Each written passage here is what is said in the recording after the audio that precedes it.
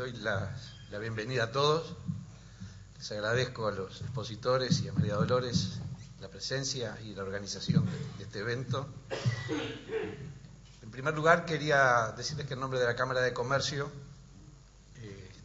estamos realmente muy contentos de estar conjuntamente con ACDE organizando este evento en uno de los temas que finalmente y por suerte está ocupando las primeras líneas de la discusión de nuestra sociedad.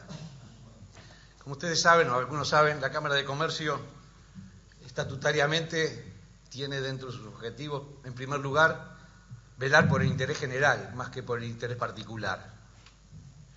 Y tiene dentro de sus objetivos también la promoción de la libertad en todos sus aspectos. Y también tiene dentro de sus responsabilidades para lograr esos objetivos de velar por el interés general y de promocionar la libertad, el estudiar todas las cuestiones desde el punto de vista económico, desde el punto de vista social, desde el punto de vista jurídico, que tiendan a la promoción del desarrollo económico y de mejorar la vida en nuestra sociedad. Tan es así que en el año 2008 formalmente la Cámara de Comercio decide crear lo que se llama Uruguay al Futuro. Es un centro de estudios, es un think tank, en el cual ha definido, como decía hace unos segundos María Dolores, estudiar los temas importantes y que tengan una trascendencia de largo plazo en nuestro país, en nuestra economía. Y es así que son varios los temas que ya el Uruguay al Futuro ha trabajado en el tema informalismo, tema que generó una serie de diálogos con el gobierno realmente muy interesantes, el tema de la educación, con el estudio que realizó el doctor Claudio Zappelli, el tema de la energía, que fue presentado la semana pasada en la Universidad Católica, y acá me quiero detener, aunque sea un segundito, para rendir homenaje al ingeniero Braga, lamentablemente fallecido la semana pasada, y que fue uno de los miembros activos en el equipo del trabajo de la energía, que terminó siendo un volumen, como allí mismo se dice, con un nivel académico y un nivel técnico de primera. O sea que vayan estas cortas palabras en homenaje a una persona de una calidad humana y de una calidad técnica realmente excepcional. Hoy estamos viendo el tema de la educación, tema que, como decía hace un ratito, está ocupando finalmente todos los lugares primeros en la discusión pública. Anoche en la Academia de Economía tuvimos también una presentación del doctor Zappelli y de la profesora Graciela Bianchi, con el comentario de tres jóvenes economistas, y la verdad que surgieron una serie de puntas y una serie de propuestas realmente interesantes. Unas pocas palabras sobre el Uruguay al Futuro. Uruguay al Futuro es, diría, casi una organización de forma matricial, donde la Cámara de Comercio tiene su base, le da la base, donde se ha convocado un directorio de figuras o técnicos de primer nivel, algunos de ellos no vinculados a la Cámara, de forma independiente, y donde en cada uno de los proyectos o de los trabajos la Cámara busca acercar o tener una relación con algunos de los centros académicos, ya sea la Universidad Católica, ya sea la URT, ya sea la UDELAR. Entonces, estos trabajos tienen un componente que es, si se quiere, de decisión de la Cámara Nacional de Comercio, que los entiende como importantes, como de estudio de largo plazo. Tiene la participación activa de técnicos reconocidos y tiene el apoyo de algún centro académico. Y por la cuarta pata normalmente buscamos un apoyo económico específico de algún sponsor que permita llevar adelante dicho estudio. Uruguay al Futuro el año pasado copublicó un trabajo con el doctor Zappelli, en el cual se destacaban del tema de educación básicamente 3 líneas importantes. Uno, la necesidad de fijar objetivos y medir resultados, lo que anoche el doctor llamaba rendición de cuentas. Un segundo aspecto, que es el aspecto de la autonomía o de la libertad de los centros de enseñanza, de poder, una vez fijados los objetivos, llegar a administrar y gerenciar los centros de estudiantes para lograr esos objetivos. Y el tercer lugar, que también muy caro a los conceptos de la Cámara de Comercio, que es el de la libertad de elección, o sea que los padres puedan elegir, mirando los indicadores objetivos de las instituciones, puedan elegir a qué colegio o a qué liceo quieren mandar a sus hijos o a sus hijas. En fin, creo que es un momento realmente importante por el tema que se va a tocar hoy. La Cámara ha manifestado públicamente su preocupación por el tema de la oferta de trabajo y la necesidad de calificación de los trabajadores.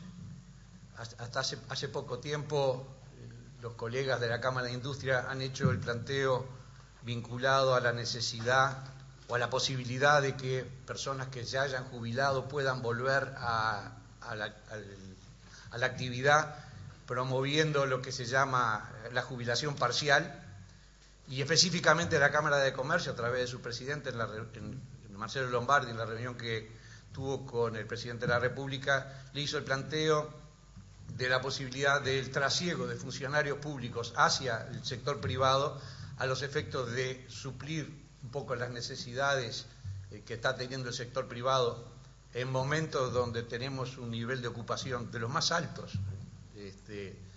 que yo recuerde por lo menos, y un nivel de desocupación de los más bajos, y entonces la Cámara Nacional de Comercio y Servicios le ha planteado al Poder Ejecutivo que se realice o que vea la posibilidad de hacer el trasiego de funcionarios públicos al sector privado.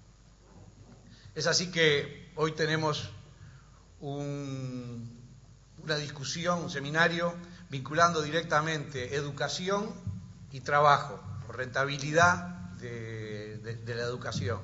Tenemos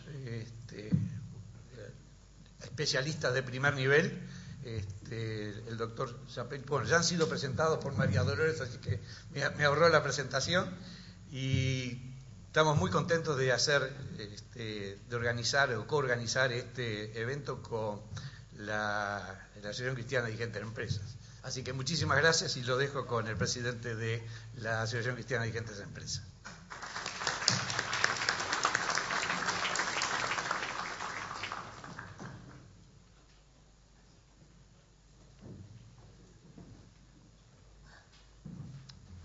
Bueno, muchas gracias, Juan. Bienvenidos todos.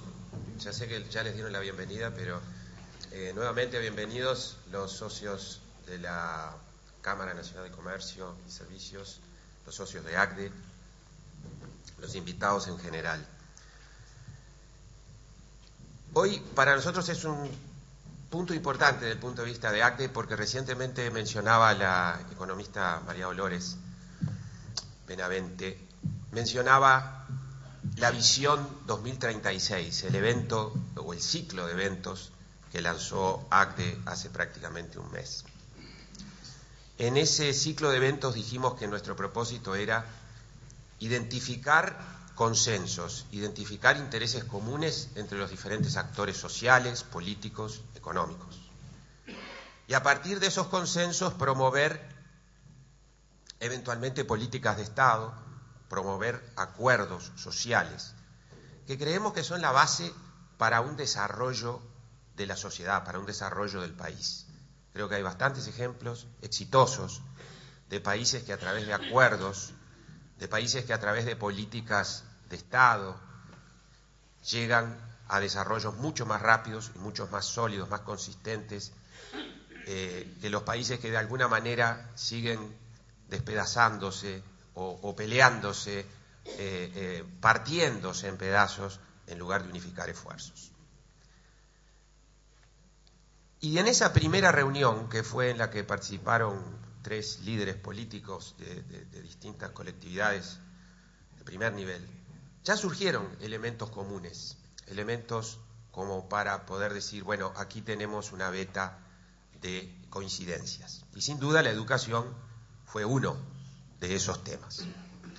Por eso estamos muy contentos de estar hoy hablando del tema educación, quizás de una perspectiva no tan ortodoxa o no tan similar a la que se puede estar discutiendo hoy en la prensa, sino de una perspectiva más allá de la calidad de la educación, que también se va a rozar en la presentación, también los incentivos que estamos dando como país, como mercado laboral, a aquellos que invierten en estudiar, que es parte de la cosa, porque podemos tener una muy buena educación y dar muy pocos incentivos para que los educandos inviertan ese tiempo. Y el otro tema que me llena particularmente de satisfacción es esta presentación conjunta que hacemos con la Cámara y con Uruguay al Futuro, porque como comentábamos cuando presentamos el ciclo de Uruguay 2030, este es presentar una visión de futuro del país, tener líneas de acción conjuntas, no es un tema para ACDE solo. ACDE podrá contribuir, podrá hacer su esfuerzo. Y creo que no es un tema para ninguna institución en particular sola, sino que todos los que comulgamos de alguna manera esa idea tenemos que unir esfuerzos y dar el ejemplo también a nivel institucional de encarar temas que son de interés común. Entonces, estoy satisfecho que así como hoy estamos con Uruguay al Futuro, con la Cámara Nacional de Comercio, seguramente en adelante también vamos a estar haciendo alianzas, haciendo exposiciones conjuntas con otras entidades que tienen los mismos objetivos de ACDE en el sentido de mirar hacia adelante, de generar acuerdos, políticas de Estado, etc. Nada más por ahora y simplemente agradecer a los participantes en el panel, que son todos de altísima calidad, no solamente académica, sino que practican el tema educativo en sus propias actividades profesionales y además, que es otro tema importante, creo que nos pueden dar perspectivas de distintas realidades, porque todos ellos han tenido exposiciones en distintos países y pueden darnos una visión también más global del tema educación. Así que muchísimas gracias, los dejo con los expositores.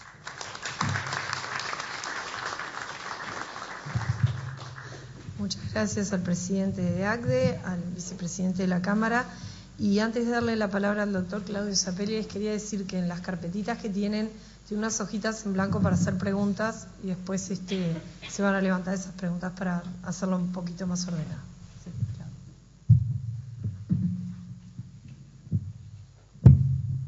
Bueno, buenos días. Empiezo por agradecer a los organizadores, a ACDE, a Uruguay al Futuro, a la Cámara de Comercio, por la invitación, que en el caso mío implica también traerme desde Santiago de Chile, ¿no? Así que muy agradecido la oportunidad de estar acá y pasar unos días en Uruguay. A ver, quiero partir, antes de empezar con la presentación de hoy, haciendo un vínculo con lo que presenté ayer. Obviamente, ambas investigaciones están muy relacionadas.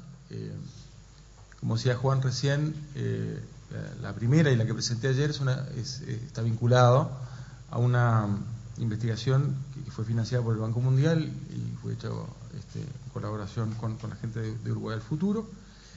La que voy a presentar hoy es un trabajo que fue financiado por el Banco Central del Uruguay en el contexto de la red de investigadores y centros, en colaboración con la Universidad Oporto.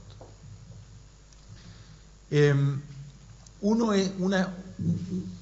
primer trabajo, el que presenté ayer, es más propiamente educativo, y habla más de la vinculación con el mercado de trabajo, pero por supuesto que esos son los mismos temas, ¿verdad? En un caso nos estamos haciendo la pregunta de cuál es la calidad de las personas que salen al mercado de trabajo, que eso es responsabilidad del sistema educativo. En el otro caso estábamos hablando, como decía recién Eduardo, de cuáles son los premios que estas personas ven en el mercado de trabajo para hacer el esfuerzo de educarse más. Y obviamente que estas dos cosas tienen que estar relacionadas. Sería un error pensar que arreglando solamente el sistema educativo vamos a cambiar la situación en que hoy nos encontramos. También hay que pensar el tema del mercado de trabajo, ¿sí? Entonces, poco ese es el mensaje. Ahora, ¿cuál es la línea argumental ayer? Y que da pie un poco a lo que vamos a ver ahora. Yo veía ahí el tema, por ejemplo, de la prueba PISA, una prueba que yo sé que ha sido muy polémica, pero no tiene nada de polémico, ¿verdad? Esto es como el termómetro, ¿no? O sea, si nos dice cosas desagradables, bueno, no es cuestión de romper el termómetro. La prueba PISA es una prueba estandarizada, financiada por la OECD, con un enorme esfuerzo por efectivamente hacer preguntas que reflejen qué habilidades tienen los que tienen 15 años para participar del mercado de trabajo. No es una prueba académica. Hay un enorme esfuerzo de que las preguntas no tengan contexto cultural y por tanto puedan ser interpretadas por todo el mundo de forma similar. En fin, es una prueba que yo considero válida. ¿Qué nos dice esa prueba respecto de cómo está colocado Uruguay en el concierto de los países que toman esa prueba? Que son muchos países desarrollados, obviamente todos los países de la OECD, y algunos países en vías de desarrollo que optan voluntariamente, y yo creo con mucho coraje por otra parte, en participar de ella. Nos dice que Uruguay, en términos de nivel, está empezando a perder el liderazgo tradicional que tenía en América Latina. Lo está empezando a perder con Chile. Y en el otro sentido, el otro objetivo que tiene el sistema educativo, que es darnos a todos las mismas oportunidades, ¿verdad? Ser un promotor de la igualdad o de la equidad. En ese sentido, el sistema uruguayo lo hace particularmente mal. Y sin entrar en detalle, porque esa fue la presentación de ayer, el punto es que el sistema educativo termina funcionando como, en lugar de funcionar como para atenuar las diferencias de origen, las aumenta. Uruguay tiene, de todos los países que toma la prueba PISA, la más alta desigualdad de resultados. Eso es un problema, sin duda. Problema de nivel, problema de desigualdad.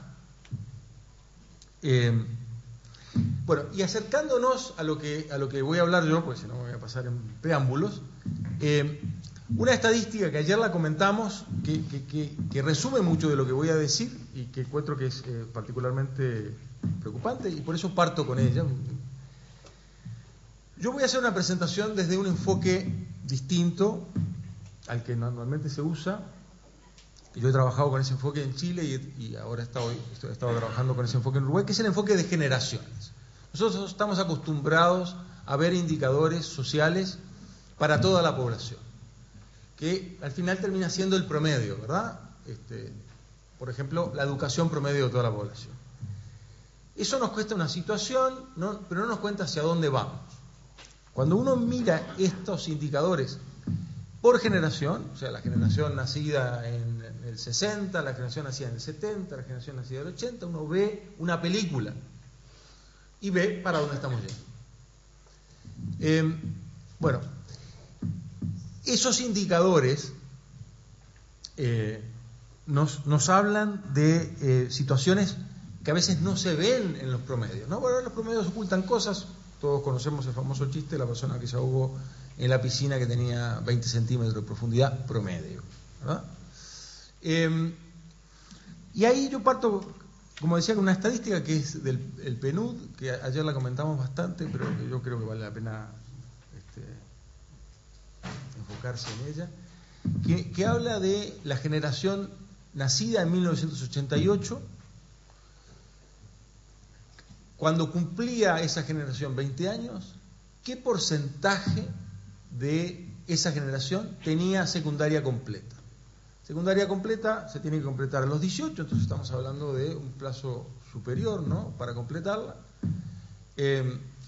Bueno, esta estadística, yo les voy a decir que cuando yo la vi, me dio como cosa, así como tuvo consecuencias físicas, ¿no? Y ahora van a ver por qué. Si uno ve estos indicadores, uno se encuentra con que hay un país que se destaca del resto, después hay un conjunto de países que están un escalón por debajo, y después hay otro conjunto de países que está otro escalón por debajo. Bueno, el país que se destaca por sobre el resto es Chile. El número para Chile es 80%. 80% de la generación nacida en 1988 terminó secundaria cuando tenía 20 años. Ese número es muy superior al segundo, que es Perú, que tiene como 64%. Después viene Argentina, que tiene como 62%, pero no vale porque es una estadística solamente urbana. Entonces la verdadera estadística para todo el país está por debajo, no sabemos cuál es. Después viene Colombia, después viene Paraguay, después viene Bolivia, y uno dice, ¿y Uruguay? Y entonces uno sigue, prácate, pega la bajada, sigue, y ahí está Uruguay, en el último pelotón, rodeado de todos los países de Centroamérica, con 36, 33, no me acuerdo el número exacto, 36%, 36% de personas que terminan secundaria en esa generación, pero los números son representativos, ¿no? Bueno, este enfoque de generaciones, digo, porque el número uruguayo promedio es más alto, digo, porque al final es de alguna manera el problema, la cosa que a mí me afecta físicamente es que estamos involucionando, ¿no? Ok, basta de la presentación de ayer, vamos a la presentación de esto. Entonces la siguiente transparencia. Bueno, entonces yo les decía, los invito al final a mirar las cosas de una forma distinta, a mirar generación por generación qué es lo que está pasando. Yo inicié esta investigación, esta forma de mirar las cosas en Chile, porque en Chile, a diferencia de Uruguay, en Chile los números promedio son preocupantes o no tan buenos, y los números de las generaciones más jóvenes son más esperanzadores, son mejores. En Uruguay es al revés. Los números promedio tienden a ser razonables, y los números de las generaciones más jóvenes tienden a ser preocupantes, sino que asustan. Entonces, bueno, acá está la estadística que acabo de mencionar. El 80% y el 30%, ahora quedamos que era 36%, da lo mismo, ¿verdad? No importa mucho. Piensen ustedes que los países desarrollados tienen casi 100%, ¿no? Tienen más de 90%, ¿no? Y uno pensaría que si estamos yendo en la buena dirección, estamos yendo hacia tener casi educación media completa para todos. Esa es un poco la idea, ¿no? El nivel, el objetivo, si ustedes quieren. La otra. Entonces, la idea es mirar los indicadores por generación. Como les decía, el promedio oculta muchos de los cambios que nos interesa incidir, porque nosotros hacemos política, en particular en el mercado educativo, para las generaciones más jóvenes. Las generaciones más jóvenes son las que nos dicen si lo estamos haciendo bien o lo estamos haciendo mal. De poco sirve quedarnos conformes que en la generación que tiene 50 años, la mía, digamos, alguna vez hicimos las cosas razonablemente bien, ¿verdad? Además, esta cosa nos cuenta que va a pasar, porque ya nos cuenta de cosas están pasando a generaciones que eventualmente van a terminar en el mercado de trabajo. Entonces nos habla del futuro. Ahí Uruguay, el futuro, muy amable. La próxima. Entonces, al final, ¿cuál es el punto respecto de los indicadores promedios? Los indicadores promedios son buenos en los países estables. Estados Unidos. Estados Unidos, ¿cuánta gente ha completado educación secundaria en Estados Unidos? Y el número es, para la generación nacida en el 50, 90%, para la generación nacida en el 60, 90%, para la generación nacida en el 70, 90%, para la generación nacida en el 80, 90%. No pasa nada. 90%, una buena medida resumen. No nos tenemos que preocupar por cuál es la evolución, porque la evolución no nos cuenta ninguna historia interesante. En cambio, en Chile y en Uruguay, en todos los países que están teniendo algunos cambios, la medida de resumen nos oculta más de lo que nos dice. Entonces, esto es como una breve discusión de las propiedades de un buen indicador resumen, ¿no? Es esta estadística, ¿verdad? Básicamente. Bien, la próxima. Ok, entonces, espero haberles vendido el método. Vamos a qué nos dice el método. A ver, el método nos habla de un estancamiento en el número de años de educación de las generaciones más jóvenes. ¿Sí? Como vamos a ver, voy a mostrar el gráfico en un segundo. Uruguay se estanca en 10 años y medio. Educación secundaria incompleta. Si ustedes quieren, un poco más que el primer ciclo. Ninguna perspectiva de ir a alcanzar los 13 años promedio que tienen los países desarrollados. Algo más de secundaria completa. ¿Dónde está Chile ahí? Voy a mencionar un poquito más en detalle esos números en un segundo. Chile está como en un poquito más de 12. Entonces, preocupante, ¿no? Ya no convergemos a los países desarrollados. Y existe la posibilidad que empezamos a diverger, ¿no? O sea, a alejarnos en lugar de acercarnos. Entonces, cuando hablamos de países en vías de desarrollo, estamos hablando de países que están justamente en la dirección correcta. Diverger no se supone que es lo natural, ¿verdad? Es decir, algo estamos haciendo muy mal si es que estamos divergiendo. ¿Cuáles son las causas? ¿De qué voy a hablar? A ver, se habló mucho una vez un titular del Observador que pretendía sacar una conclusión respecto de algo que hicimos en este estudio para el Banco Central y con Daniel Buchstein de la Universidad Ort. Pero yo les diría que la tasa de retorno a la educación, es la consecuencia de mirar la educación como una inversión, como un proyecto de inversión. ¿Cuáles son los beneficios del proyecto de inversión? Los beneficios del proyecto de inversión son que yo voy a ganar más, si me educo, más. Entonces, por ejemplo, al terminar secundaria, la persona evalúa hacer educación terciaria y lo evalúa, entre otras tantas cosas, porque esto ahora tiene múltiples motivaciones, pero porque al terminar la educación terciaria va a ganar un sueldo mayor. ¿Cuál es la ganancia? Entonces la diferencia en los sueldos. Lo que hubiera ganado si no hubiera estudiado comparado con lo que gana habiendo estudiado. ¿Cuáles son los costos? Los costos, bueno, algunos son tradicionales, útiles, en fin.